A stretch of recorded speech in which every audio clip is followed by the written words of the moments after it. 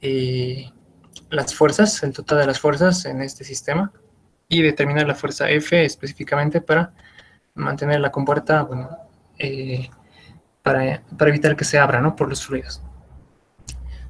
Bueno, resumiendo, habíamos hecho básicamente esta primera sección, la parte que está, bueno, sometida a aceite. Buenas tardes, don Celso. Bueno, en todo caso, entonces esta parte habíamos determinado si recordamos, y la fuerza vertical, que en este caso debería quedar dirigida hacia arriba. Sí, sí, nosotros. Me permiten un segundo, por favor.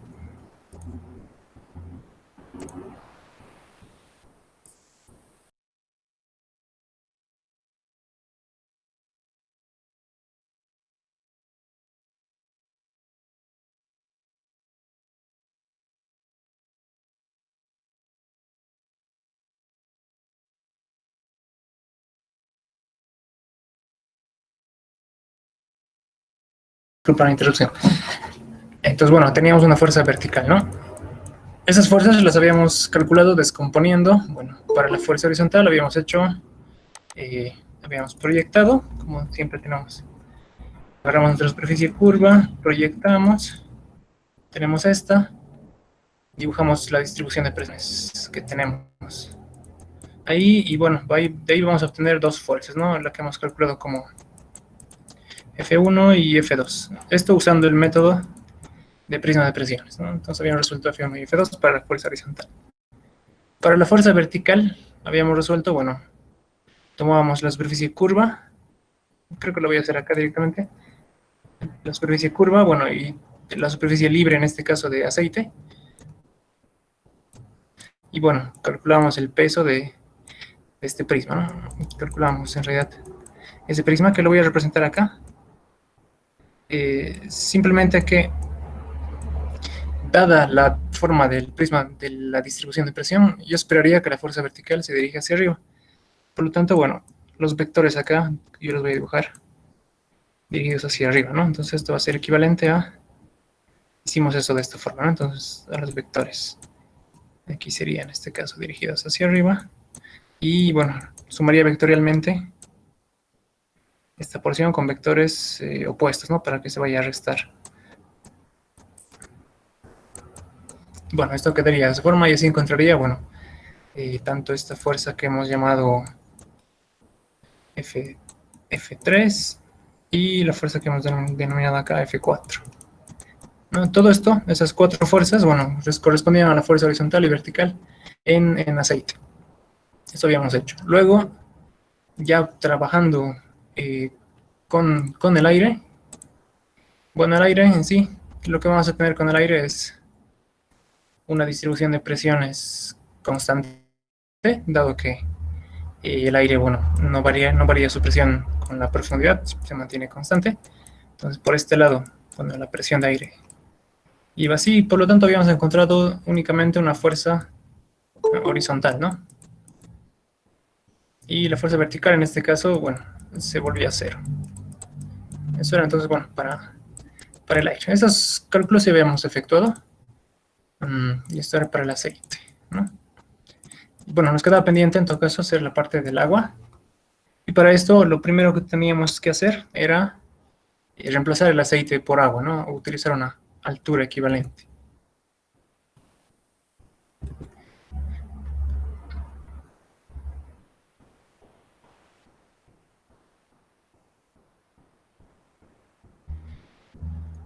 Y bueno, entonces para reemplazar esa altura equivalente necesito, bueno, hacer una igualdad de presiones nada más. Yo calculo acá la presión que en este punto ejerce todo el aceite, que sería S0 gamma H, y eso yo lo igualo a la presión que ejercería una cierta altura de agua equivalente, ¿no? El agua sería, bueno, tendría una altura H', ¿no? Y simplemente el peso específico sería gamma. Entonces igualo esas dos presiones, y de acá yo puedo despejar, bueno, esa altura equivalente a H'. Hay que un poco entender ese concepto. Significa que si yo reemplazo todo este aceite por agua y quisiera que en este punto tener la misma presión, tendría que reemplazar por una cantidad de agua que llegue hasta este nivel, por ejemplo, ¿no? Entonces esto es lo que habíamos calculado como esa altura equivalente, h', que hemos llamado. Y bueno, ya teniendo eso, básicamente eso nos servía para ubicar, sobre las superficies libres nos sirven para ubicar sistemas de coordenadas cuando usamos momentos de inercia, ¿no? Métodos de momentos de inercia. Entonces, bueno, nos habíamos quedado ahí, ¿no? Y vamos a hacer entonces aparte del cálculo de las fuerzas con agua. Entonces voy a aprovechar de agarrar y hacer un cambio en el dibujo. Me voy a imaginar esa superficie libre de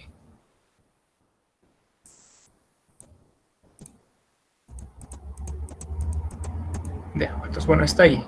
Esa sería mi superficie libre, ¿no? Para el caso del agua, donde tengo esa altura.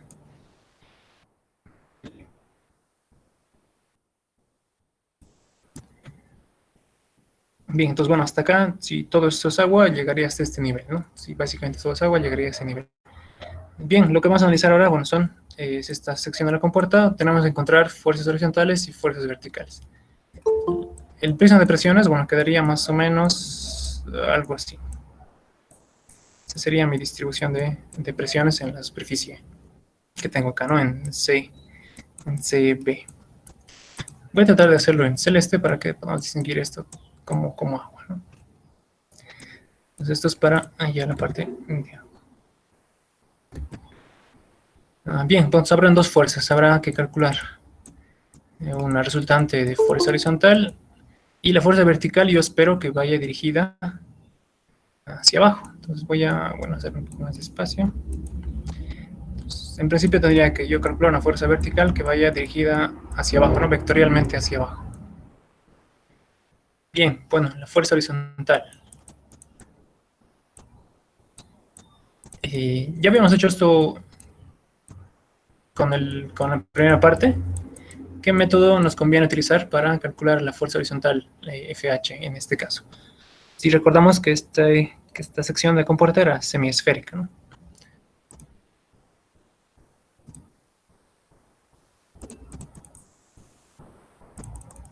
Entonces proyectamos y el área proyectada, bueno, que sería esta. En realidad esa área proyectada va a tener esta forma, ¿verdad? Tendría una forma de semicírculo. Bien, esa sería la forma del área proyectada. Necesitamos encontrar dos cosas, ¿no? Vamos a encontrar tanto la fuerza en esa área, la fuerza hidráulica total en esta área, y necesitamos el centro de presión, es decir, el punto donde se aplica esa fuerza, en realidad, esa fuerza de FH. Para eso es necesario definir un sistema de coordenadas.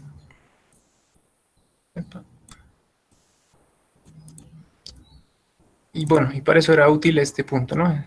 Acá, donde está la superficie libre, ahí yo defino un origen de coordenadas que va a quedar más o menos acá.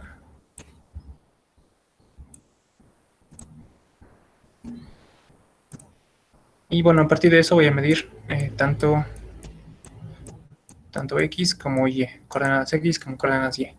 Este es el punto centro de presión. Y habrá otro punto, bueno, que quedaría un poquito más arriba, que sería el centro de gravedad, ¿no? El punto C. Bien, entonces, bueno, teniendo eso en mente, sabiendo que este es el origen, bueno, para el agua, en todo caso, para el que yo he llamado O2, en este caso, para distinguir del anterior sistema de referencia, del punto O1, encontremos, bueno, las coordenadas del centro de gravedad y del centro de presión. Bueno, entonces, el centro de gravedad sería X barra Y barra. Esto sería igual, bueno, X va a ser justo 0, y Y barra el centro de la coordenada del centro de gravedad, bueno, sería esa altura que en este caso sería esta misma h',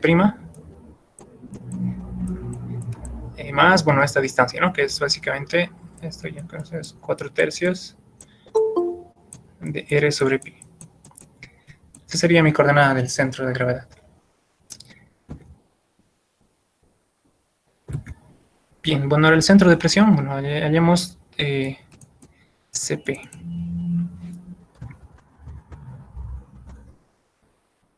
centro de presión va a tener dos coordenadas, ¿no? Va a ser representado por X sub P, coordenada X desde el centro y Y sub P. Bueno, vamos a usar un poco las dos fórmulas que conocemos. En este caso, bueno, necesitamos las inercias aparte, ¿no? De las áreas. Voy a anotar acá, por si acaso, las dos inercias de esa área. Tenemos, donde lo teníamos, voy a ver si lo tenemos disponible acá. Eso lo tienen que ir a buscar en los formularios, pero bueno, acá se encuentra. La inercia IXY, centroidal, bueno, es 0. Y la inercia X es, bueno, es este valor, ¿no? Simplemente voy a recordar eso. La inercia IX, bueno, valía esto. Entonces, a modo de recuerdo, ¿no? Para recordar estas cosas. Yo sé que eso es mi inercia en X. Bien, entonces, bueno, calculemos con XP.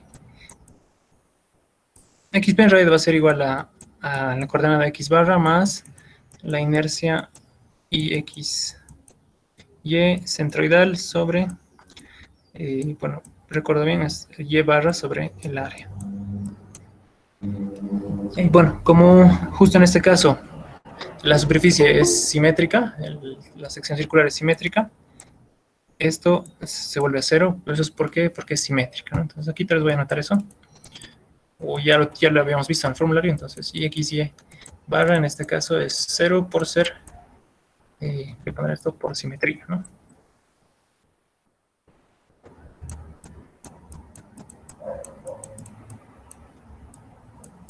Por simetría. Bueno, entonces acá básicamente XP es igual a X barra y bueno, vale igual que a 0. Entonces, ¿de qué va a ocurrir directamente? Que la coordenada XP, bueno, vale 0. Y entonces aparte voy a borrarlo temporalmente para hacer algo de espacio. Simplemente voy a anotar esto, el resultado final, que XP, bueno, valdría a ser 0. Bueno, eso ya más con la práctica ya hasta se puede volver intuitivo hasta encontrar este resultado. Y vamos a calcular entonces Y de P. Y de P sería Y del centro de gravedad más la inercia X. Bueno, voy a empezar a anotar la inercia en X directamente. Sería, bueno, este valor, 0.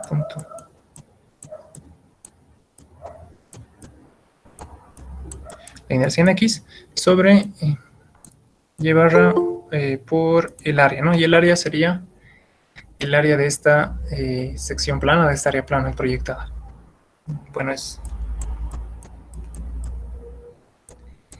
pi al cuadrado sobre 2, ¿no? Ese sobre 2 lo voy a pasar a multiplicar ahí arriba directamente para que esto no se complique en cuestión de fracciones. Listo, entonces bueno, acá esto en realidad va a simplificarse, r cuadrado va a volar y esto va a quedar como r al cuadrado en la parte superior. Bueno, también sabemos cuánto vale y barra, que es h más 4 tercios de r sobre pi. Y reemplazando eso, en realidad ya tenemos tanto la expresión de xp y de yp. En realidad, en este caso ya tendríamos esos dos términos. De hecho, se pueden... Bueno, vamos a tratar de simplificar un poco. Voy a escribir un poco las expresiones. Entonces, y barra sería h más...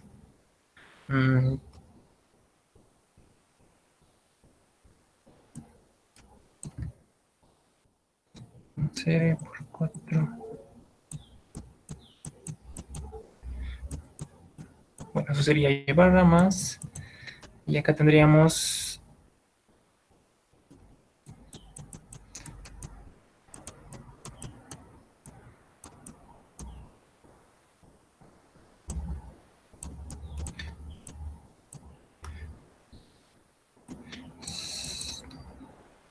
todo ese término, ¿no?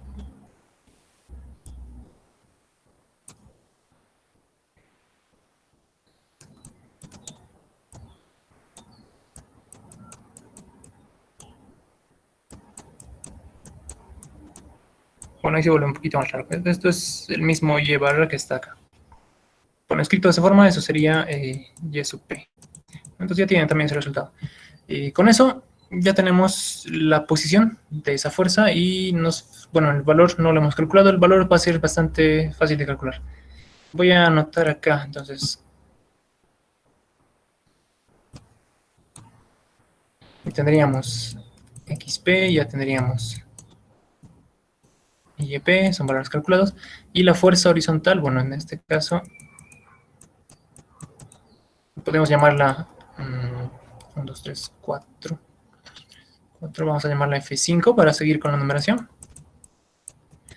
Sería igual, en este caso, esta es una definición que igual pueden utilizar para cualquier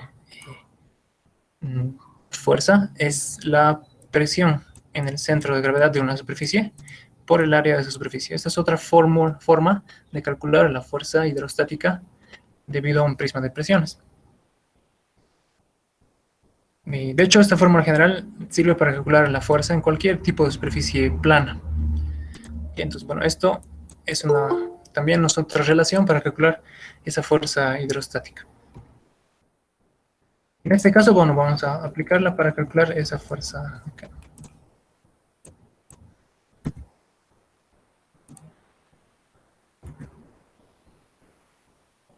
Bueno, la presión del centro de gravedad sería, en este caso, ya hemos reemplazado todo el aceite por agua, entonces el único fluido que tenemos es agua. ¿Y cuál sería la profundidad del centro de gravedad, ¿no? de este punto? Respecto a la superficie libre del agua. Entonces, es decir, acá sería H' más esos 4/3 de la superficie, ¿no? Entonces, bueno, es Y barra en realidad. H' más 4/3 de R sobre pi. Esa sería la presión en el centro de gravedad. Y si multiplico esto por el área, bueno, ya tengo esa fuerza horizontal. Entonces, bueno, con esto tengo ya tanto la fuerza como la ubicación de su centro de aplicación, del punto de aplicación. Entonces, básicamente he determinado el área proyectada que tengo acá, he determinado el valor de esa fuerza, que hemos llamado F5, y la distancia que hemos calculado es esa coordenada YP, ¿no? Lo que yo necesito, bueno, no es necesariamente la coordenada YP, sino necesito para los torques la distancia al punto de giro. Entonces acá, si yo tengo la ubicación de este punto donde se aplica la fuerza, pero yo quiero el brazo respecto al punto A, tendría que sumar R más esta distancia, ¿no? Voy a tratar de... Esa imagen la tenía acá, creo que eso va a ser mejor que la utilicemos. Bueno, acá se puede apreciar bien eso.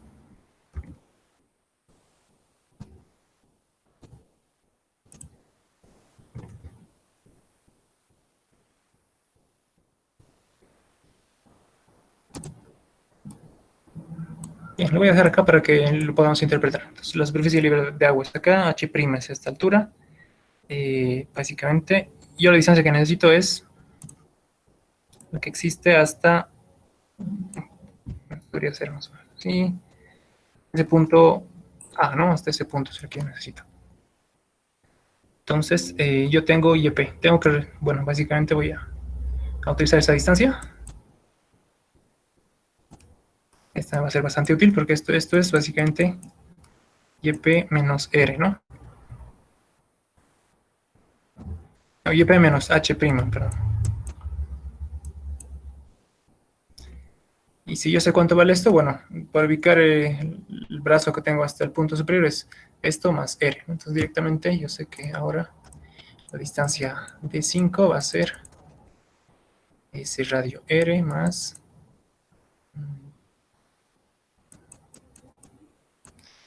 YP menos H'. Bueno, acá lo estoy escribiendo así porque ya hemos encontrado el valor de YP, hemos expresado esa función y también hemos encontrado hace un momento la función de H'. Entonces, como yo ya conozco estas dos expresiones, puedo también escribir de esta forma el diámetro 5. Eso a fin de que no sea muy larga la notación, porque, de hecho ya H' tiene una expresión larga y YP tiene una expresión, bueno, un poco más larga aún. Bueno, con eso ya tenemos tanto esa fuerza horizontal como su brazo. Bien, lo siguiente sería, bueno, resolver la fuerza vertical. Entonces, voy a retomar esta imagen que me va a ser útil.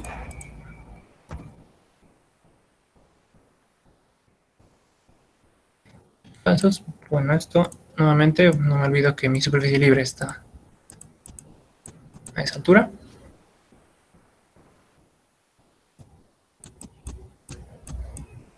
H'.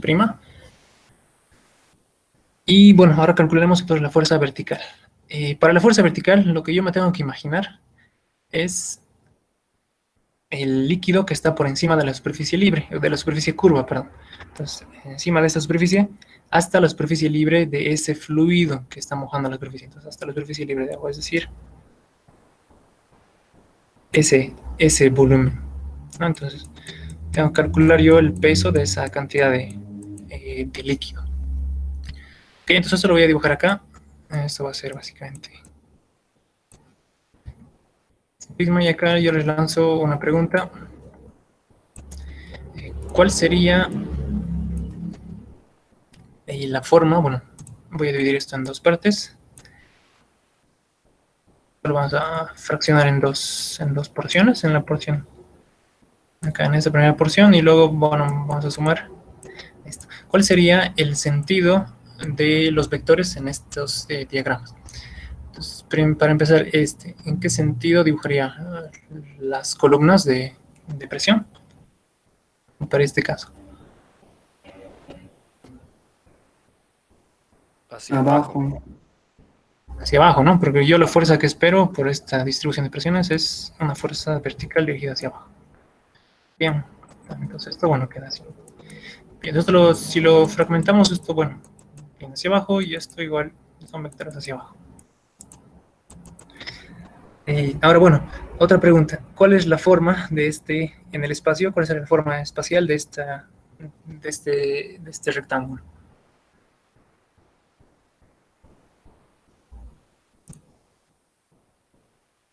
Un cilindro. La mitad de un cilindro. Es la mitad de un cilindro, ¿no? Lo que estamos viendo es esto, ¿no? Esto es lo que estamos viendo, bueno, viéndolo desde esta dirección, ¿no? Es básicamente lo que estamos viendo. Y esta entonces sería, ya lo han entendido, eso siempre hay que tener en mente, ¿no? ¿Qué forma geométrica es la que estamos calculando? Esto sería un cuarto de esfera, ¿no? Esa porción. Entonces, bien, entonces, bueno, siempre vamos a aplicar esas fórmulas para el volumen de un semicilindro y de un cuarto de esfera para encontrar esos resultados. Entonces, bueno, esto vamos a llamar, este resultante vamos a llamar F6, y a este resultante vamos a llamarle F7. El punto donde calculamos el brazo de palanca va a ser exactamente este, entonces básicamente va a ser un punto que quedaría más o menos por acá, o por acá, ¿no? Entonces prolongando esto así. Bueno, más o menos ese sería el punto pivote. Bien, entonces la distancia de 6 va a ser, en este caso, esta, y la distancia de 7, bueno, va a ser la que hay entre ese punto y ese vector, ¿no? Entonces esa es mi distancia de 7. Calculemos esos valores. F6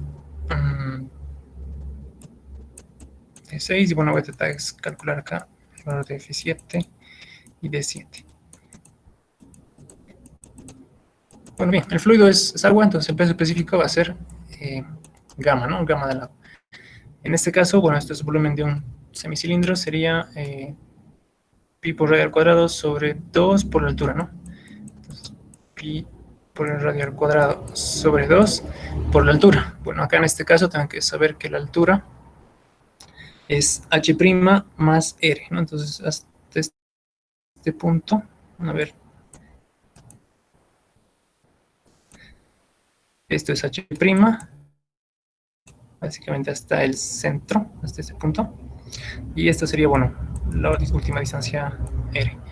Entonces, esto básicamente va a ser por h', y radio cuadrado medios por h', y el brazo, bueno, sería bueno, ubicándonos es básicamente 4/3 de la sobre pi, ¿no? Esa distancia. Esta parte se entiende, ¿verdad? Es porque esto es semicilíndrico, entonces por eso esa posición de la distancia d6. Y bueno, finalmente para la fuerza 7, la fuerza va a ser el peso de ese cuarto de esfera, entonces gamma por, básicamente va a ser volumen de una esfera es 4/3 de pi r cubo, ¿no? 4/3 de pi r cubo es el volumen de una esfera. Lo voy a multiplicar por un cuarto, no lo voy a expresar de esa forma mejor. Así se va a entender, bueno, básicamente que esto va a ser un cuarto y esto es el volumen de una esfera. Bueno, esto va a simplificarse y va a quedar simplemente pi r cubo sobre 3. Bien, bueno, la distancia d7, esta de acá, en realidad es complicada de calcular, no es una distancia que se tenga. Entonces, lo que vamos a hacer es, bueno, lo vamos a hacer siempre de esa forma, vamos a hacer una simplificación, en este caso razonable, que sería asumir la misma coordenada que tendría si fuera cilíndrica. Entonces esto es, bueno, para aclararlo mejor, esto ya sería directamente una aproximación. El Inge igual toma esta distancia, solo que para que sería, vamos a aproximarlo a este valor. Bueno, porque en realidad eso no he encontrado tampoco en el formulario, no sé si alguien lo encuentra, podría aportar con eso, ¿no? Bien, entonces con eso ya tendríamos todas las fuerzas, tanto verticales, horizontales, en todos los casos. Y si se dan cuenta, hemos utilizado el método de centros de gravedad y momentos de inercia para determinar las posiciones de esas fuerzas. Bueno, lo que sigue sería hacer una sumatoria de fuerzas, ¿no? De todo el sistema. Voy a saltarme algunas imágenes acá, creo que tenía esa imagen aquí. Oxy, perdón, tengo una pregunta. Sí, no te escucho bien. Si tienen alguna pregunta, pueden aprovechar de hacerla ahora. ¿Será que puede mostrar mejor? O sea, estaba viendo las imágenes, no pude ver por qué para la parte de la fuerza 6 tomamos como volumen un semicilindro. Ya. Ok.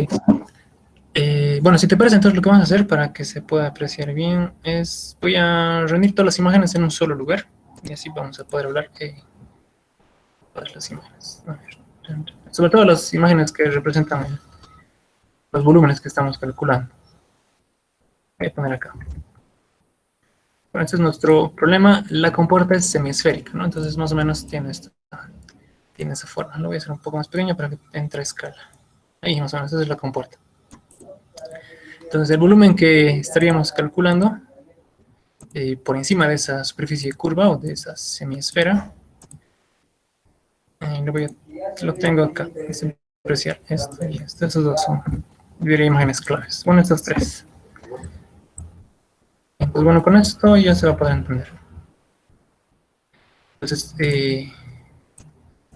nosotros dibujamos de esta forma, ¿no? Los diagramas de fuerza y presión. Pero en realidad estos son volúmenes los que estamos representando. Y teniendo en cuenta que nuestra compuerta es semiesférica, ¿cuál sería el volumen que va por encima de esta mitad de superficie, ¿no? Sería más o menos ¿no? El volumen que tendríamos que calcular. Entonces, el volumen de líquido por encima. Y en realidad esto estamos representándolo a través de esta representación, ¿no? Bueno, mi dibujo no está tan proporcionado, pero la idea es la misma. Y esto lo vamos a dividir en dos partes, lo vamos a calcular como esta porción, que en realidad representaría pues justamente ese volumen semicilíndrico del que hemos hablado, ¿no? Entonces, ¿qué sería este? Este de acá, bueno, en todo caso viéndolo a partir de esta dirección, ¿no? Entonces se vería así. Pues por eso este es un semicilindro, esta porción de aquí. Eso es porque la compuerta es semiesférica, ¿no? Un semicilindro, y bueno, esta última parte que teníamos que restar, esta porción en realidad es un cuarto de esfera, ¿no? Entonces esto es por esa razón. Bien, entonces, eso no va a ser siempre el caso. Cuando la compuerta sea cilíndrica, bueno, los volúmenes por encima son más sencillos de calcular. En este caso, como es esférica, semiesférica, bueno, se daba este caso. Bien, sí, he respondido tu pregunta, ¿verdad? Sí, sí, todo claro, gracias. ¿Listo? ¿Qué más? Bien, eso sería con este ejemplo en realidad, porque luego lo único que toca hacer es, bueno, teniendo todas las fuerzas y distancias, hacer una sumatoria de momentos. Voy a pasar esa diapositiva, que en este caso vendría a ser... Ups, bueno, no la tengo. Lo vamos a dibujar. No tenemos problema, vamos a dibujar.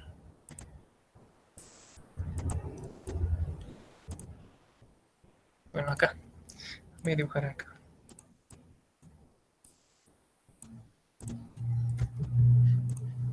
Y entonces, bueno, esta sería nuestra compuerta. Hemos calculado primero para la fuerza horizontal en esta porción, habíamos calculado área proyectada y habíamos determinado una fuerza, ¿no? Que hemos llamado, por decir algo, vamos a llamar esta, me parece que hemos llamado a esta F1, ¿no? Luego hemos calculado la fuerza vertical, utilizando, bueno, ese volumen, y a este volumen lo hemos dividido en dos, ¿no? Entonces habíamos calculado una fuerza F2 y la porción que hemos restado, bueno, le hemos llamado F3. Voy a borrar lo que no. Entonces, bueno, de algún modo hemos hecho esto. F2, F3.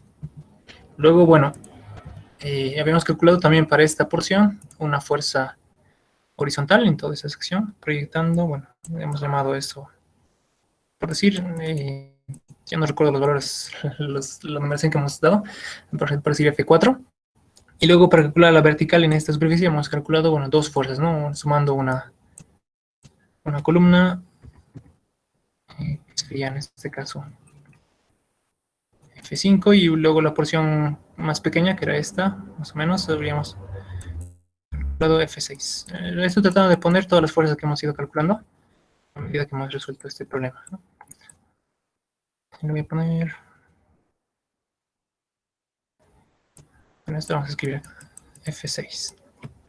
F5, F6. Y finalmente había una fuerza que calculamos a través de la pared de aire, que en este caso, bueno, lo voy a llamar acá como F, creo que será la F1, ¿no? No interesa, no importa. Simplemente estoy contabilizando todas las fuerzas que hemos encontrado, básicamente han sido 7 en total. Y lo que tenemos que hacer, hemos calculado para cada uno su brazo respecto al punto de giro, ¿no? Respecto al punto A. Entonces, bueno, en este caso, si hago una sumatoria de momentos que establece el equilibrio, definiría un sentido de rotación, por ejemplo, bueno, apertura, en ese sentido. Bueno, en ese sentido se estaría abriendo, en ese sentido positivo. Entonces, todas las fuerzas que abran la compuerta, todos los torques que en la compuerta serían positivos y todos los que cierran negativos. Definiéndolo así, nuestra ecuación quedaría, bueno, de la siguiente forma. Entonces, F1, bueno, abrir la compuerta. F2 abriría la compuerta. F3 cerraría. F4 abriría la compuerta. Bueno, y básicamente ese es el sentido de los signos, ¿no? F5 y F6 van a... ¿Qué van a hacer F5 y F6 con la compuerta? ¿La van a abrir o la van a cerrar?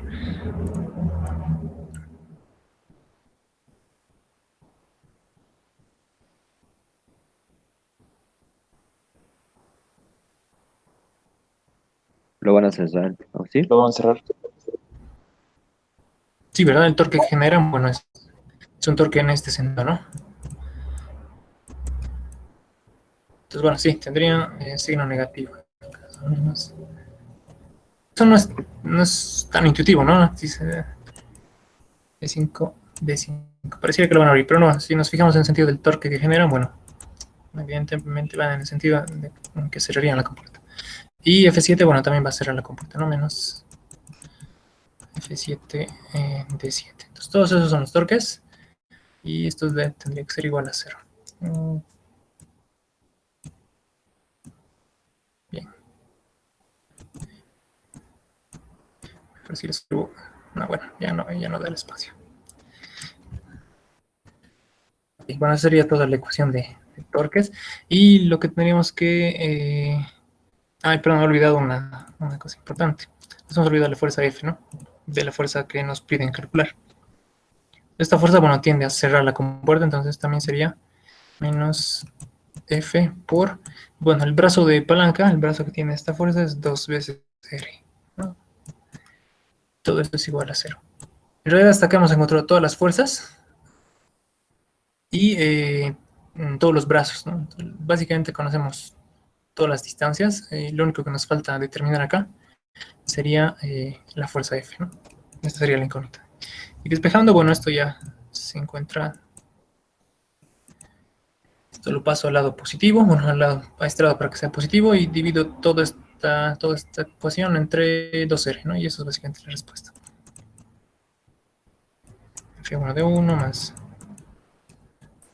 F2 de 2. Bueno, si se dan cuenta, simplemente es, bueno, es algo tedioso de escribir, pero ya la lógica yo creo que ya la he entendido.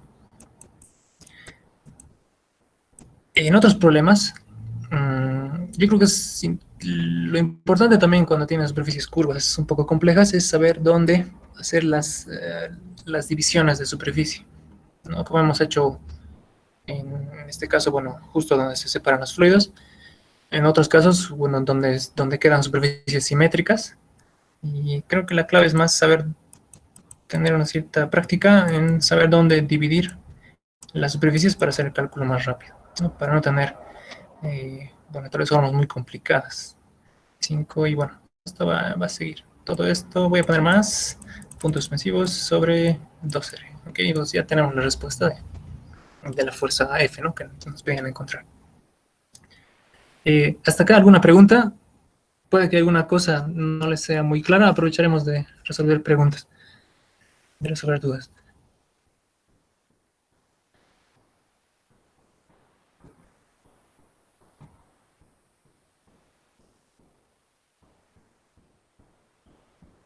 Oh, sí tengo una duda.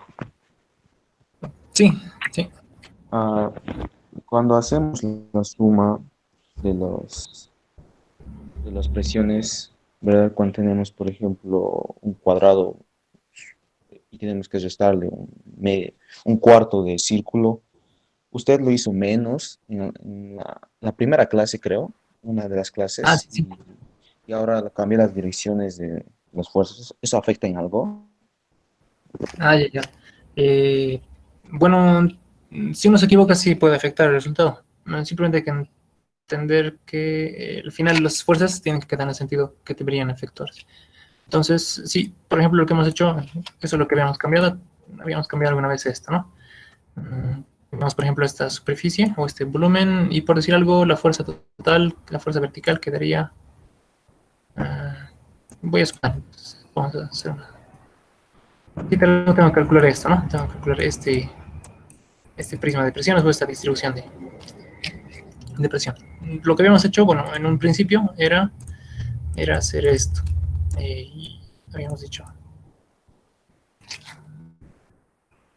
agarramos el volumen total, en este caso, bueno, por esa sección rectangular, y lo que hacía era, bueno, ponía un menos. En un principio creo que de hecho este es como menos, pero bueno, acá tendría que poner los vectores también en esta dirección. Ya, esto lo habíamos hecho inicialmente, ¿no? Utilizando un menos, y los vectores, bueno, prácticamente todos en el mismo sentido. Ahora lo que estamos haciendo, lo voy a anotar de otra forma, estamos cambiando un poco la forma de hacer ese cálculo. Lo estamos haciendo de esta forma. Represento acá los vectores de esta forma, pero ahora yo sumo un más, y lo que hago es escribir los vectores acá en el sentido opuesto. Estamos haciendo esto. Vamos a usar esta forma de representar. ¿Ya? Lo que al final significa es que acá tengo una fuerza, ¿no? La que voy a llamar, por ejemplo, su resultante, tengo que llamarla F1. Y acá la resultante tendría que ser, por ejemplo, bueno, F2. En este caso estaría cambiando, esa parte estaría cambiando porque F1, bueno, sigue siendo efectivamente esta sección, pero F2 ahora está mirando hacia arriba, ¿no? Entonces, esto es lo que ha cambiado esencialmente, ¿no? Aquí tenemos menos F2.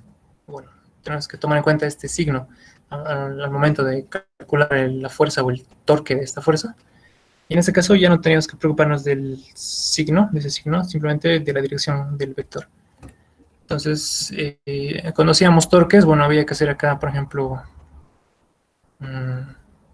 por decirte algo, si este es el punto de rotación, en los dos casos, y el torque, bueno, sentido positivo por el torque de esta forma.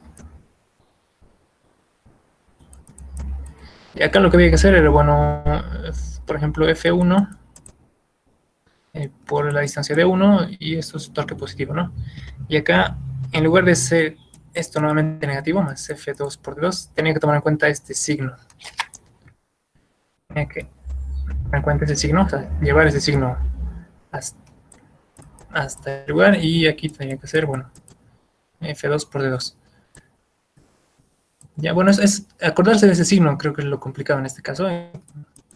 Lo que estamos haciendo ahora, bueno, sería directamente ya manipular estos sentidos vectoriales, ¿no? Entonces aquí básicamente esa misma ecuación de torques daría F1 por D1 y este sería un torque negativo, ¿no? Entonces menos F2 por D2.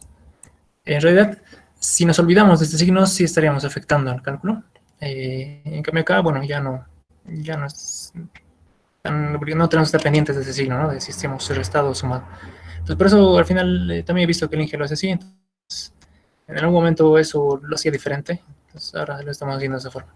Entonces directamente todo lo escribimos como vectores en el sentido correcto, ¿no? Y entonces directamente todo es tomando en cuenta los sentidos vectoriales. Entonces lo vamos a hacer así en este caso, a partir de ahora. Y eso es para que no tengan confusiones. Entonces vamos a partir de ahora siempre ir haciendo sumas de vectores, ¿no? Bien. ¿Alguna otra pregunta? ¿Alguna otra duda?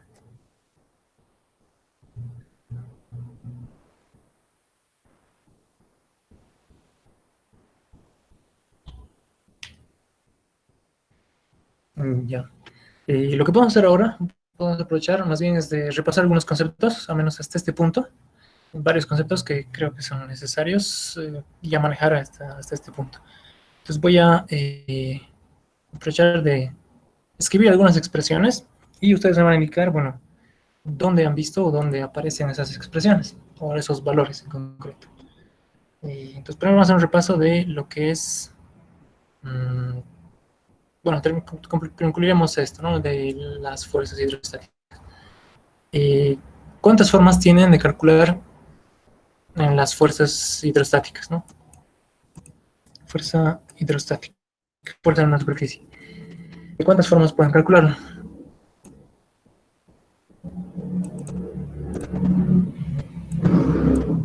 Bueno, mejor lo notaré así. Pueden hacer, las fuerzas pueden calcular a través de prismas, ¿verdad?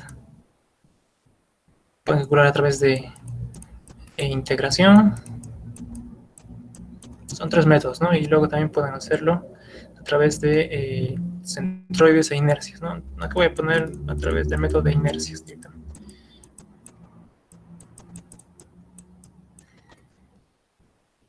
Bien, entonces, ¿a qué viene a ser igual la definición de la fuerza utilizando un prisma de presiones? Entonces, si yo tengo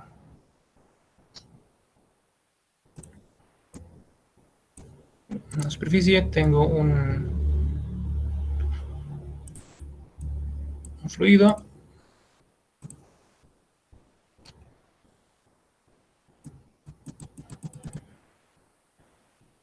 y bueno, la distribución de presiones iría desde cero, desde una presión cero en este nivel, y aumentando, ¿no? Entonces tendría eso de esa forma.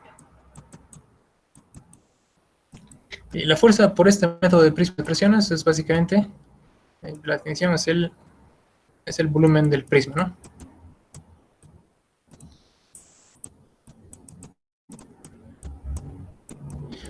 en realidad calculan ese volumen de prisma que tendría un cierto ancho, entonces una dimensión hacia el fondo, y calculan ese volumen de prisma y bueno, eso es la fuerza, ¿no?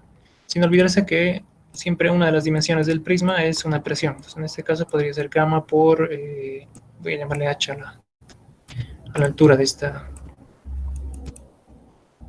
líquido, ¿no? Entonces, si esa profundidad es h, la presión en el fondo es gamma por h, ¿no? Entonces, esa es una de las tres dimensiones del prisma. De hecho, vemos, bueno, sí, esto creo que va a ser útil. Utilizaremos este ejemplo para una compuerta plana de ancho B. Entonces, bueno, suponiendo altura H y ancho B, y esta es mi compuerta. El fluido, bueno, es simplemente agua. ¿Cuál sería el volumen del prisma? Entonces sería un medio de este lado por este otro lado, gamma por H por B, ¿no? Esa sería la fuerza. Utilizando el método de integración, bueno, lo que tenemos que hacer es la integral de P por dA, de la presión por el diferencial de área. Y aquí voy a tratar de, si dibujo un poquito más en 3 dimensiones esta compuerta, bueno, esta sería la dimensión de ancho, ¿no? El ancho B iría en ese sentido. ¿Cómo calcularíamos esto? Por integración, básicamente. Entonces, yo lo que tendría que hacer es agarrar esa superficie, tomar en cuenta hasta dónde está, bueno, mojado con agua.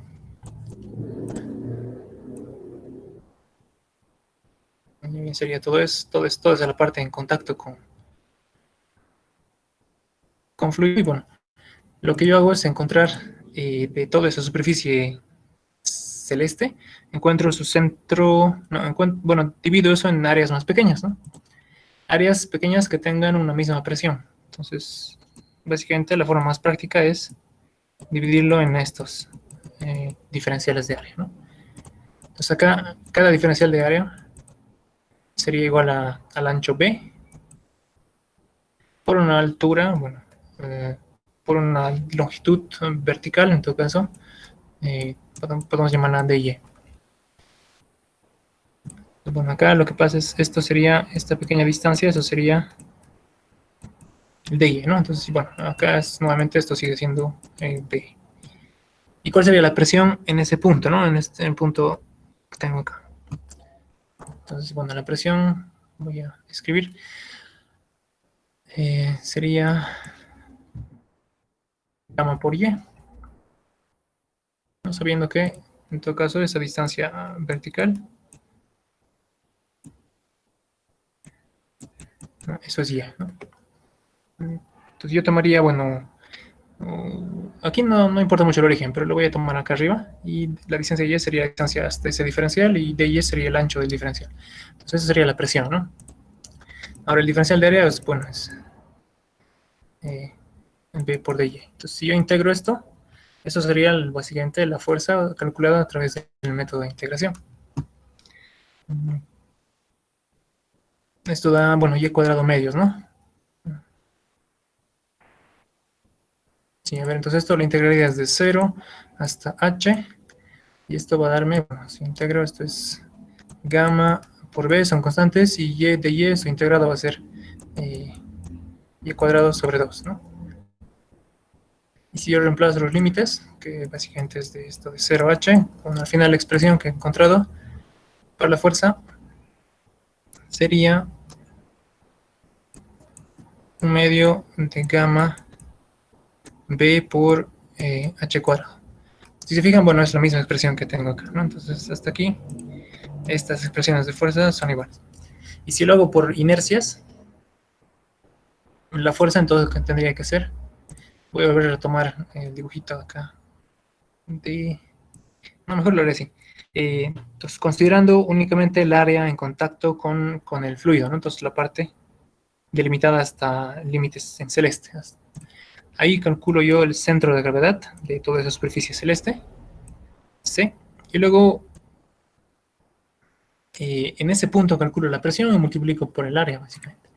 O sea, acá el cálculo se hace a través de la presión en el centro de gravedad, CG, por ejemplo, por el área de la superficie. Entonces, eso sería, de hecho, la fuerza en este caso. Y, bueno, calculemos la fuerza en este punto, ¿no?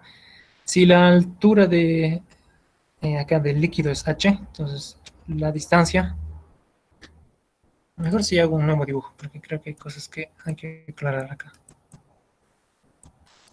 Pues bueno, este es el nivel de líquido hasta ahí.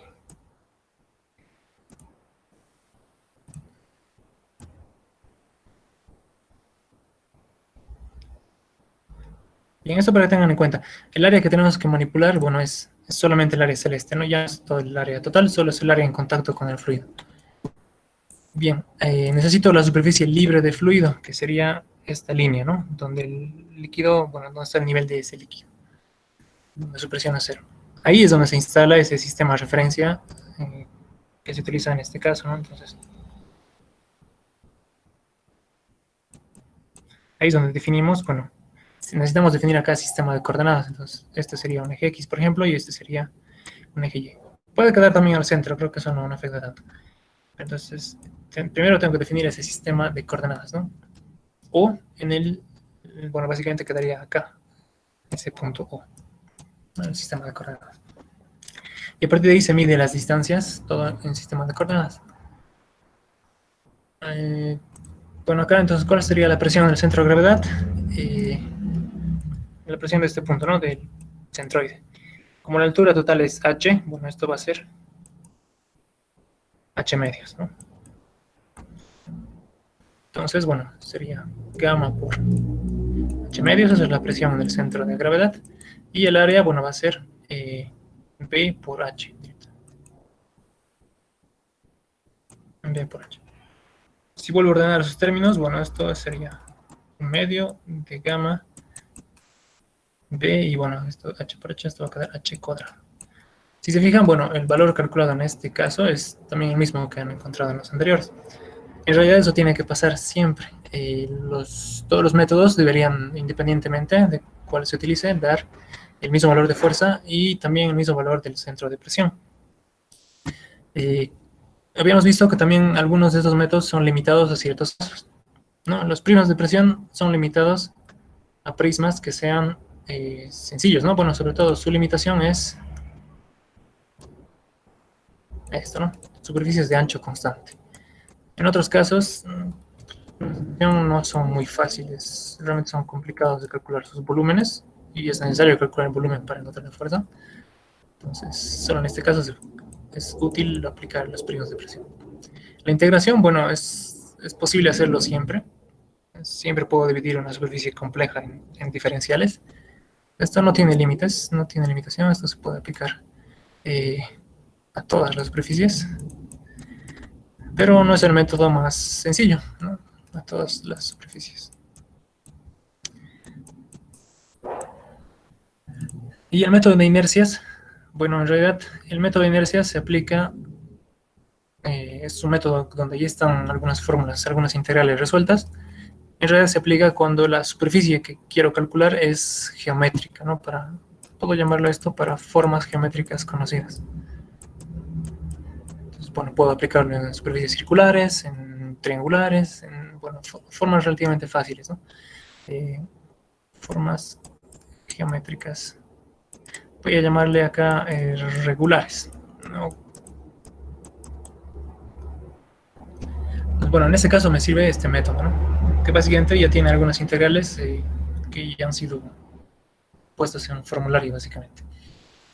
Entonces, ¿cuándo utilizar cada una de estas? Bueno, depende, ¿no? Ancho constante es prácticamente... Si tengo ancho constante, es mucho más conveniente irme por prisma de presión. Ecuaciones, esta ecuación sirve en todos los casos también. Calcular la presión del centro de gravedad y multiplicar por el área. En una superficie compleja igual funciona. Entonces voy a darme un ejemplo. Una superficie súper compleja, bueno, por ejemplo, una superficie irregular, lo que sea. Si yo encuentro de alguna forma su centro de gravedad, la fuerza se puede determinar directamente a través de de esa expresión, ¿no? La presión en el centro de gravedad por el área de esa superficie, por esta área. Entonces son, bueno, para superficies planas. En realidad creo que esto, la única limitación es que sea superficie plana. Es la única limitación de esta ecuación. Cuando es curvas hay que descomponer y, bueno, si es plana, bueno, directamente pueden aplicar este método, ¿no? Para superficies planas. ¿Qué más? Ya han visto empuje, ¿verdad? Creo que sería bueno que empecemos a hacer algún ejercicio, algún ejemplo tipo con. Bien, bueno, hasta acá un poco lo de fuerzas en superficies, planas, curvas y un poco los tres métodos. Podemos ver más particularmente tal vez el caso de una superficie triangular, de una compuerta triangular, que vamos a tener que usar, bueno, algún método de inercias, por ejemplo, que se puede usar, ¿no? Como la superficie triangular es regular, entonces habrá habría que conseguir, bueno, las inercias IXY y la inercia IX centroidales.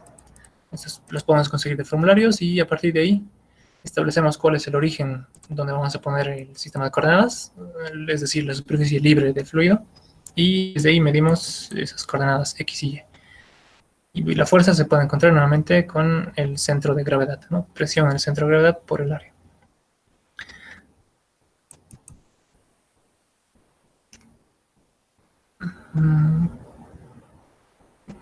Bien. Voy a aprovechar esta última porción de la clase para hacer un repaso general de todos los conceptos que hemos visto hasta ahora desde el inicio de nuestras clases. Esto ya lo había hecho también el semestre pasado, así que tengo por ahí un archivo preparado, entonces vamos a aprovechar de ver eso.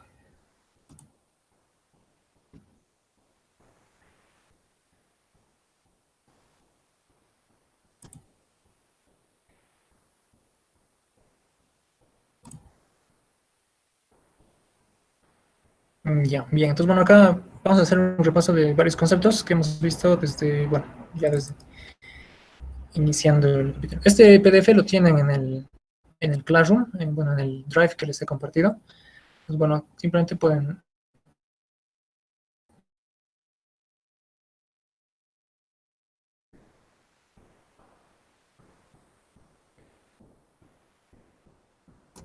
prefiero abrirlo.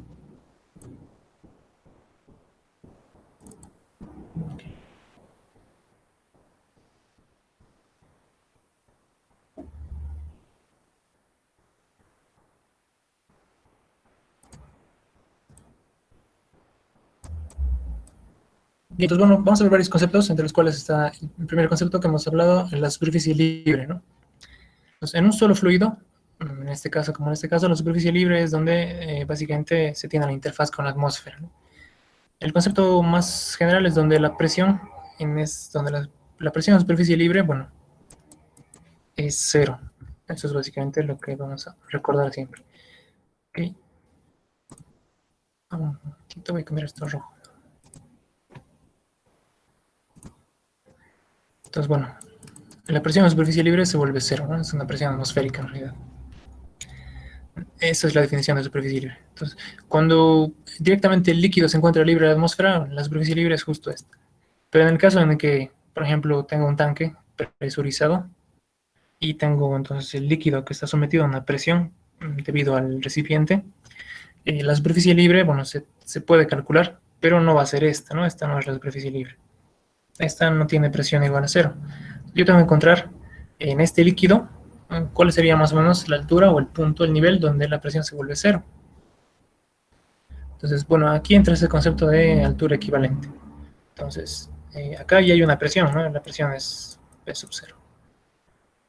Ahora, se supone que tendría que haber una cierta altura del líquido,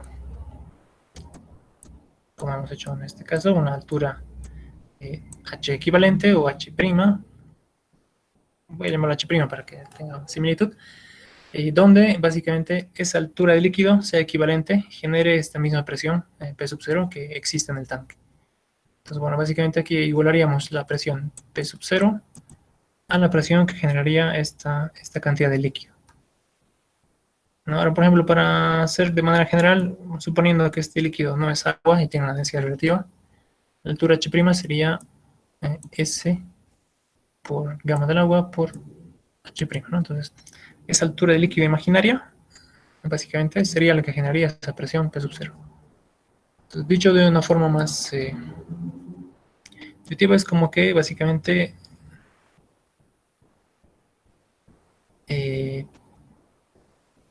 estoy reemplazando, bueno, toda la presión P sub 0, estoy reemplazando lo que tengo por encima del tanque por una altura de, en este caso, de ese fluido con densidad relativa. Entonces, si bien ahora esta es la superficie libre, ahí sería la presión 0, bueno, H' genera justamente una presión P sub 0 en ese punto, ¿no? Entonces, bueno, esa es la forma de determinar. Entonces, acá H', bueno, vendría a ser la presión que yo deseo convertir equivalente sobre el peso de ese fluido, ¿no? P sub 0 sobre S gamma. Directamente. Entonces, esa sería la forma de calcular alturas equivalentes, ¿no? La presión en el punto que quiero igualar con S sub 0 gamma. Ese concepto se puede aplicar luego a superficies con más líquidos y básicamente vamos a ver eso en algún otro ejemplo un poco más adelante. Bien, pues bueno, por lo pronto quédense con ese concepto de la superficie libre. La utilidad de esto es que más adelante para métodos de inercia es acá donde se define el origen, ¿no? El origen para métodos de inercia. Bien, bueno, siguiendo, veamos esto del momento de inercia. ¿Qué entienden por momento de inercia? Tal vez algunos de ustedes ya tienen una definición. ¿Qué entienden por el momento de inercia?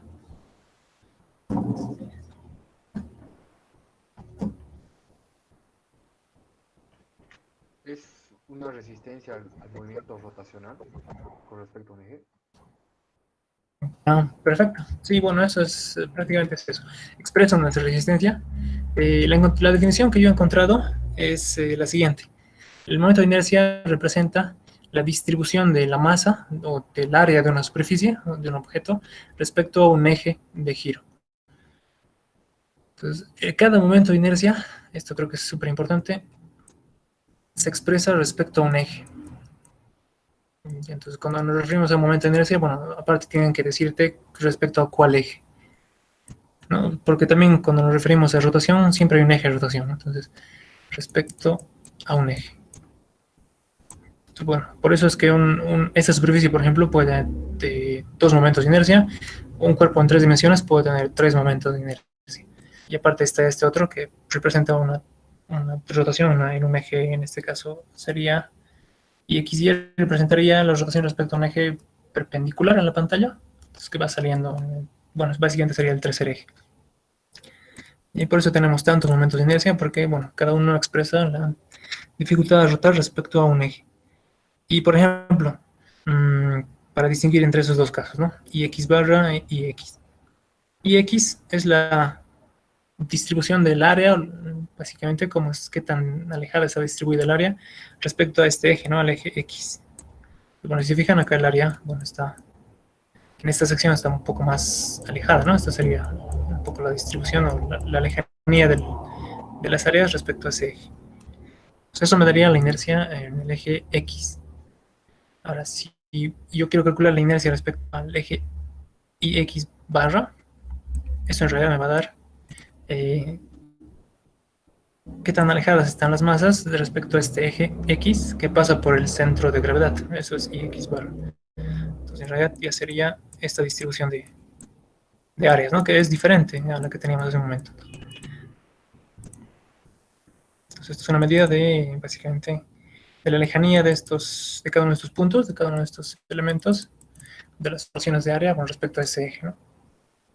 Pues bueno, eso es diferente, ¿no? Entonces, para este caso, en la mecánica de fluidos vamos a usar los momentos de inercia centroidales, ¿no? Esos que tienen barra por encima. Bien. Entonces, bueno, eso es un momento de inercia. Y hay dos momentos de inercia. Bueno, vamos a aclararlo.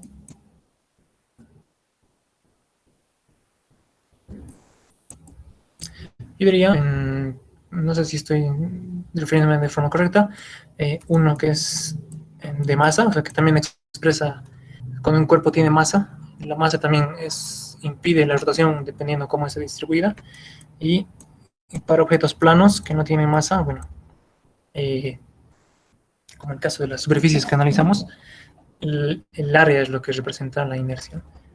Entonces, por ejemplo, un caso típico de un momento de inercia de masa es este que encuentran del cilindro, ¿no?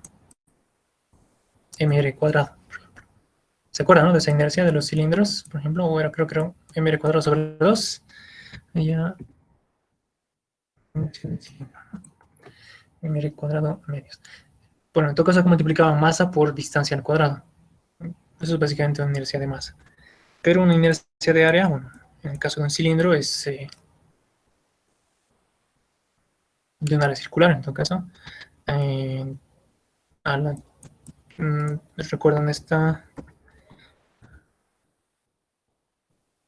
Tiene unidades de, por ejemplo, la inercia que habíamos utilizado del semicírculo. Por ejemplo, en el caso del semicírculo que habíamos empleado, esta inercia era, bueno, era un coeficiente, 1098 creo, pero por radio a la cuarta, ¿no? Entonces, cuando la inercia tiene dimensiones de longitud a la cuarta, es un momento de inercia de área. Y cuando la inercia tiene dimensiones de, por ejemplo, kilogramos por metro cuadrado, es una inercia de masa. Esto tiene que ver más con la rotación de cuerpos. Bueno, más que todo lo van a utilizar en física, este tipo de inercias, que le llaman el primer momento de inercia. Y el momento de inercia de área, o el segundo momento de inercia, bueno, este tiene más que ver con dos fenómenos, con las deformaciones. Entonces, también lo van a ver en resistencia a materiales, con las deformaciones debidas a la tensión y también con el cálculo de integrales de área.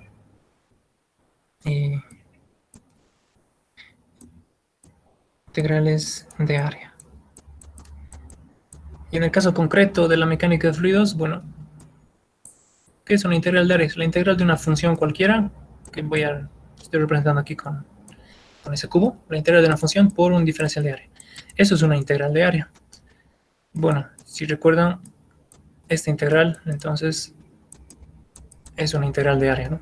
Entonces, cuando tenemos que resolver integrales de área, como por ejemplo esta, eso va a dar, bueno, va a llegar a fórmulas de momentos de inercia de área, ¿no? Que tienen unidades de la cuarta. ¿Qué más? Bueno, en el caso del concepto el concepto es necesario porque estos momentos de inercia están sí o sí implicados en integrales de área, ¿no? Y el cálculo de fuerzas hidráulicas es una integral de área. Entonces, bueno, por eso es que los utilizamos. Bien, entonces no confunda con el primer momento de inercia, ¿no? En este caso son los segundos momentos de inercia. Bien. Bueno, acá la notación, bueno, yo creo que ya la han entendido. El peso específico es densidad por gravedad. Y el peso específico de cualquier fluido, de un fluido cualquiera, sería igual al peso específico del agua por la densidad relativa, ¿no?, que tiene ese fluido. Bueno, nosotros con fines de notación, vamos a denotar gamma al peso específico del agua y gamma F, por ejemplo, al gamma de cualquier fluido. Entonces así va a ser más fácil que en este caso. Gamma, por ejemplo, va a significar siempre para nosotros el peso específico del agua. Pues pueden anotar, por ejemplo, no sé, el peso específico del aceite es igual a la densidad relativa del aceite por el peso específico del agua, ¿no? De esa forma. Bien, bueno, las unidades es peso por unidad de volumen. Entonces, como la densidad es masa sobre volumen, y se multiplican por la gravedad, bueno, la masa por la gravedad se convierte en peso, ¿no? Entonces, las unidades de gamma son peso por unidad de volumen. Entonces, bueno, por eso, en todo caso, Newton sobre metro cúbico. Bien. Creo que tal vez un dato importante, creo que sería bueno tener en mente, el peso específico del agua es, bueno, la densidad del agua, que sería 1000 por la gravedad, ¿no? Por 9.81. Entonces 1000 por 9.81 me da 9810 newtons por metro cúbico. ¿Qué ¿Qué más? Tal vez podemos aprovechar, ¿ha habido alguna duda alguna vez? Las unidades de la densidad en otros sistemas de unidades. La densidad vamos a considerarla como estandarizada, por ejemplo, de 1000 kilogramos por metro cúbico en el sistema internacional, y la densidad del agua en otro sistema, en el sistema inglés. Ahora les voy a dar valores. Sí, mejor si les doy algunos valores. Algunos ejercicios tienen otros sistemas de unidades, ¿no? Entonces, gamma, el peso específico del agua en el sistema inglés, bueno, sería 62.4. Unidades de fuerza, en este caso son libras fuerza, LBF, sobre, bueno, la unidad del sistema inglés es pie, entonces sobre pie cúbico. Ya, libras fuerza sobre pie cúbico. Esta unidad se le llama PSF también. PSF, entonces, pounds, que es libras, square foot, ¿no? Porque... no, estoy confundiendo su expresión. Eso está mal. Bueno, sí, lo vamos a dejar. Gamma. Bueno, otro valor importante, creo que también es importante recordar, la gravedad no es la misma en diferentes sistemas de unidades. Entonces, la gravedad en el sistema internacional, bueno, va a ser 9.81, la gravedad a nivel de mar, metros sobre segundo al cuadrado. Pero si lo convierten esto al sistema inglés, bueno, básicamente en pies sobre segundo al cuadrado, esto es 32.2. 32.2. Bueno, serían en este caso pies sobre segundo al cuadrado. Ok, bueno, es un poco para que tengan algunas unidades. Bien, acá, bueno, yo creo que esto de flujo laminar han debido ya hablar relativamente un poco con el docente, con el Inge. Y en todo caso, lo que esto, bueno, va a representar es que para los casos de flujo laminar, la ecuación de viscosidad de Newton, bueno, más que todo refiriéndose a ese tema, está establecida para flujo laminar. ¿No? El flujo viscoso y todo el cálculo de fuerzas viscosas se hace suponiendo, bueno, perfiles de velocidad que pueden ser lineales, como este, o podrían ser cuadráticos, que vamos a ver un poco más adelante. Pero, bueno, es posible calcular fuerzas mientras el flujo sea laminar. Y ya cuando se vuelve turbulento, bueno, el fenómeno es demasiado complicado como para calcular fuerzas viscosas, entonces ya no se hace. La ley de Newton, bueno, se aplica para ambos casos, y la diferencia acá entre los dos casos es la siguiente. En este caso, bueno, hay una placa inferior que está en reposo, y acá la placa superior, bueno, se le está moviendo con la velocidad P, ¿no? Y bueno, esto tiene una presión P, y tiene acá la misma presión P. Le llamaré P0 y acá igual P0. El mismo valor de presión a ambos lados, básicamente puede ser presión igual 0, presión igual 0. Y entonces el movimiento del fluido se da únicamente por el movimiento del sólido acá arriba. En cambio, en tuberías, que vamos a ver posiblemente más adelante, va a darse un fenómeno un poco diferente. Tanto la pared superior como la pared inferior de la tubería, bueno, no se van a mover, van a quedar en reposo. Entonces acá las velocidades van a ser 0. Y lo que va a pasar es que en las tuberías en realidad hay más presión por un lado que por el otro. Entonces acá, por ejemplo, voy a llamar P1 y esto vamos a llamarlo P0, ¿no? Entonces, en principio hay P1 es mayor que P0. Básicamente existe una diferencia de presiones entre ambos extremos, y la presión es lo que empuja al fluido. Entonces ahí se forma, bueno, este otro tipo de flujo, donde hay un perfil de velocidad de tipo cuadrático. No, en ambos casos la ley de viscosidad de Newton se va a cumplir, simplemente que el fenómeno es diferente en ese sentido. Esto lo vamos a ver más adelante. Entonces, por lo pronto, los ejercicios de viscosidad los vamos a hacer con este caso, ¿no? De un perfil de velocidades. Entonces, bueno, como han visto en todos los ejemplos que hemos hecho, hasta este punto hemos hecho esto, ¿no? Con el perfil de velocidades, velocidad y espesor. Bueno, más adelante vamos a cambiar un poco para esta nueva configuración, pero eso va a ser posiblemente un poco antes del primer parcial, que se va a ver más adelante. Bien. bueno, esto lo voy a saltar, no creo que no lo veo tan necesario actualmente. Básicamente la viscosidad han visto que varía con la temperatura, ¿verdad? En los líquidos la viscosidad siempre disminuye con la temperatura, entonces aumenta la temperatura y va disminuyendo la viscosidad. Eso es básicamente un ejemplo sencillo, es cuando calientan un aceite, se vuelve más fluido. En los lubricantes, bueno, es importante eso, ¿no? Entonces hay lubricantes que tienen más viscosidad y van disminuyendo su viscosidad con la temperatura. Y los lubricantes especiales, que son como los multigrado, por ejemplo tienen dos índices.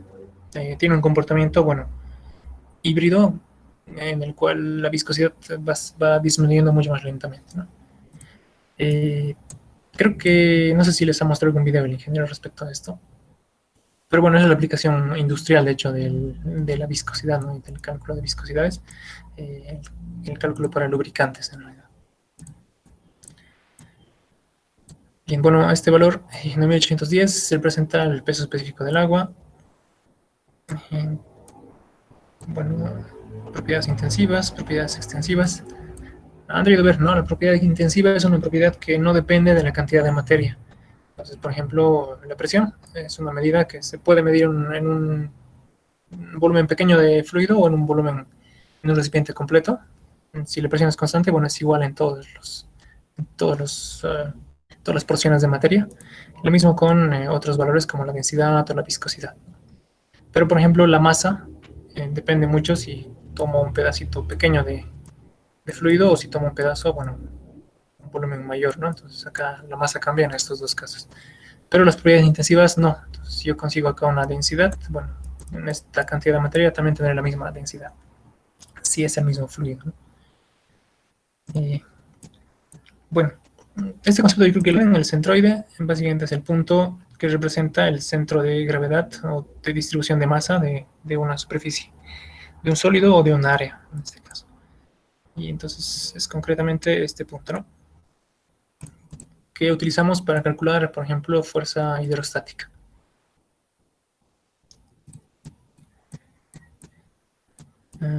Bien. Bueno, este es un valor, de hecho, que yo creo que deberían recordarlo, es 2.550 metros sobre el nivel del mar. Esta es la altitud a la cual se encuentra la ciudad de Cochabamba, nos encontramos nosotros. Eso determina la presión atmosférica. Entonces, esto nos va a dar, a través de con esta elevación, podemos encontrar la presión atmosférica, ¿no? En Cochabamba la presión, bueno, si utilizamos esta ecuación, que es la que nos permite encontrar esa presión, bueno, va a dar alrededor de, creo que es algo así, 74 kilopascales. No me sé el valor de memoria, pero más o menos va por ahí, es alrededor de los 74 kilopascales. Y acá en esta formulita lo que hay que poner es P sub 0 y C sub 0 y ρ sub 0, que son densidades, presiones y altura de referencia. Por ejemplo, la referencia puede ser esta, ¿no? A nivel del mar la altura es 0, la presión a nivel del mar, bueno, es una atmósfera o 101.3 kPa y la densidad ρ sub 0, la densidad de la atmósfera estándar, en todo caso, de la atmósfera sobre el nivel del mar, bueno, es 1.22 kilogramos por metro cúbico. Entonces, bueno, tomando en cuenta todos los valores y tomando en cuenta z, que sería la altura, nuestra altura z, entonces la introducimos acá y bueno, eso nos permite calcular cuál sería la presión, bueno, justamente en otro punto, ¿no? Como les decía, bueno, en este caso, en 2 kilómetros de altura, la presión varía de 101 a 74 kilopascal. Esa variación ya es notable, ya es suficiente, ya es importante. Pero en alturas, por ejemplo, de 2 metros, la variación de presión en un gas, al menos en la atmósfera, delta P, bueno, se vuelve pequeña, ¿no? Vamos a despreciarla, va a tender a cero. Son los problemas donde, por ejemplo, tenemos 2 metros, 10 metros de altura, vamos a suponer directamente en los gases que no tenemos variación de presión. Bien.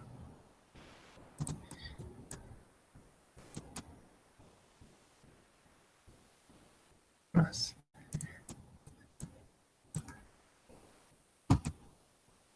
Bueno, acá vamos a ver qué es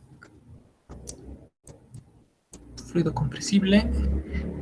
Un fluido incompresible es cuando no es posible cambiar su densidad, ¿no? O cambia muy poco. En realidad, todos los materiales cambian volumen cuando se los somete a un esfuerzo, incluso los sólidos, ¿no? Los fluidos tampoco escapan a ese fenómeno, pero, bueno, varía muy poco su densidad, por lo cual se los considera, son prácticamente incompresibles. Y eso, bueno, básicamente resumiéndolo en forma matemática, representa esto, ¿no? Que la densidad se vuelve constante, porque no cambiaría el volumen en este caso, ni la masa. En cambio, en fluido compresible, como los gases, bueno, eso va a variar bastante. Bueno. Y para terminar, bueno, vamos a ver hasta acá. Luego ya terminamos la clase. Los fluidos no newtonianos son básicamente todos los líquidos que no cumplen la ley de viscosidad de Newton. Entonces, Newton, cuando estableció la ley de viscosidad, bueno, todavía no existían fluidos que no se comportaban de esa forma. Por lo tanto, bueno, en ese momento eran todos newtonianos, hasta básicamente que se han encontrado otros fluidos que tienen leyes un poco diferentes, ¿no?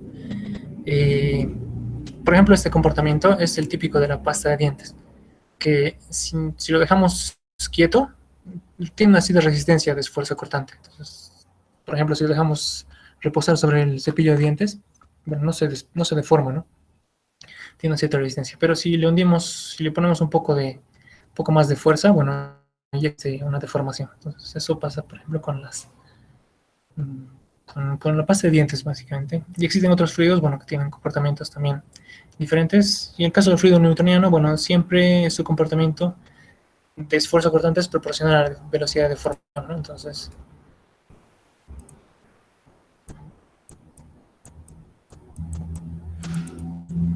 el esfuerzo cortante es proporcional a la velocidad de deformación, ¿no? Entonces, y la proporcionalidad es la viscosidad. Entonces, la viscosidad es básicamente la pendiente de esa curva. Bueno, vamos a quedar acá y vamos a continuar esto la clase de mañana. Vamos a terminar esos conceptos y también ya les dejo su práctica.